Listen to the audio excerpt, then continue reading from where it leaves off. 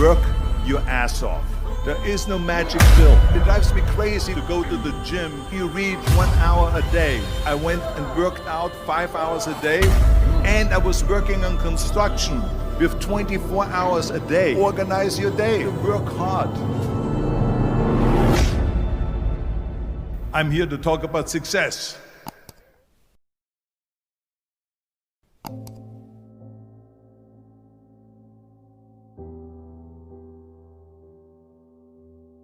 I went to college. I went and worked out 5 hours a day, and I was working on construction because in those days in bodybuilding there was no money. I didn't have the money for food supplements or anything, so I had to go to work. So I worked on construction. I went to college. I worked out in the gym, and at night from 8 o'clock at night to 12 midnight I went to acting class 4 times a week. So I did all of that. There was not one single minute that I wasted. And this is why I'm standing here today. At the age of 20, I went to London and I won the Mr. Universe contest as the youngest Mr. Universe ever. And it was because I had a goal. You see, if you don't have a vision of where you go, and if you don't have a goal where you go, you drift around and you never end up anywhere. 74% hate their job in America. The majority of people don't like what they're doing because they're really not doing it because they didn't have a goal and they followed this goal.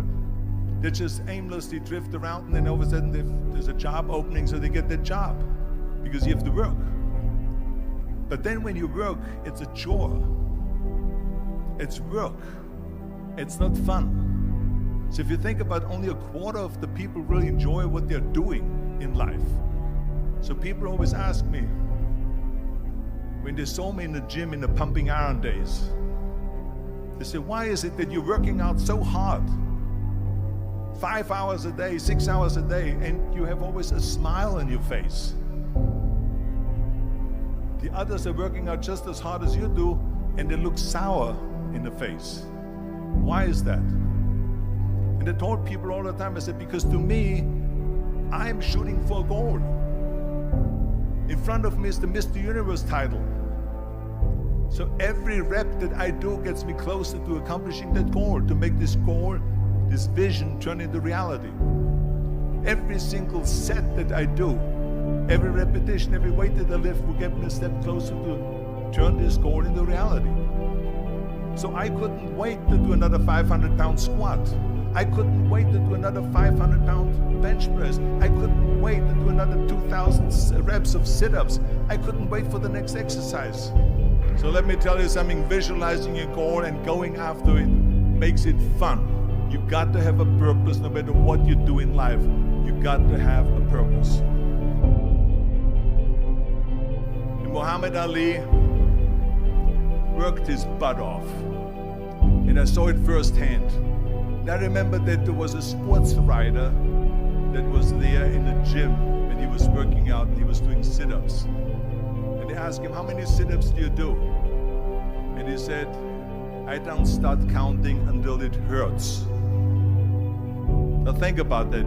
He doesn't start counting his sit-ups until he feels pain. That's when he starts counting. That is working hard. And so you can't get around the hard work. It doesn't matter who it is. Work your ass off. There is no magic pill. There is no magic out there. You cannot get around. You have to work and work and work. Make sure of this and make sure of that and all that stuff. So it's work. And it drives me crazy when people say that they don't have enough time to go to the gym for 45 minutes a day and work out, or to do something for 45 minutes to an hour a day to improve, if it is physically improve or if it is mentally to improve. Imagine you read 1 hour a day about history. How much you will learn after 365 hours in 1 year. Think about if you study about the history of musicians, of composers, how much you would know. Imagine if you would work on the business, on some business that you want to develop every day for an hour. Imagine how further along you will go and get. So it drives me nuts because when people say we don't have the time, we have 24 hours a day. We sleep 6 hours a day, so that gives you still 18 hours. So there's someone shaking their head out here in front. They say probably, I don't sleep 6 hours, I sleep 8 hours, right? Or just sleep faster. So we have 18 hours a day. The average person works around 8 to 10 hours. So let's assume it's 10 hours, so we have 8 hours left. Then you travel around an hour a day, maybe 2 hours a day. So now you have still 6 hours left. So what do you do with these 6 hours? What do you do with these 6 hours? Then we eat a little bit, then we schmooze a little bit, talk a little bit to people and all that stuff. But you can see how much time there is available if you organize your day. So you got to work hard. I hate plan B. And I tell you why. Because we have so many doubters, as I've said earlier, the no-sayers. We have so many of those people that say no and you can't do it, that's impossible.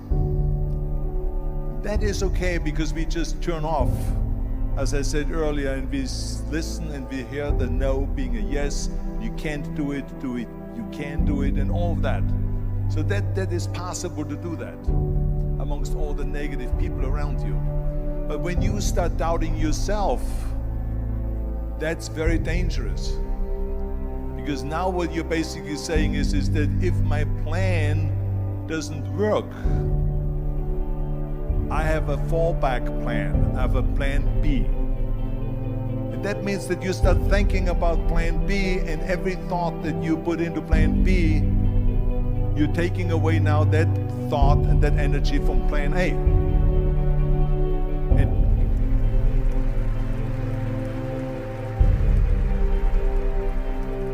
And it's very important to understand that we function better if there is no safety net, because plan B becomes a safety net. It says that if I fail, then I fall and I get picked up and I have something else there that will protect me. And that's not good, because people perform better when there's no safety net. People perform better in sports and everything else if you don't have a plan B. I'm telling you, I've never ever had a plan B. I made a full commitment that I'm gonna go and be a bodybuilding champion. I made a full commitment that I'm gonna be in America. I made a full commitment that I'm gonna get in the show business and I'm going to be a leading man. No matter what it takes, I will do the work. I will do the work over and over and over until I get it. And the same was in politics, in everything like that. So to me, it is very dangerous to have a plan B, because you're cutting yourself off from the chance of really succeeding. And the reason, one of the main reasons why people want to have a plan B is because they are worried about failing.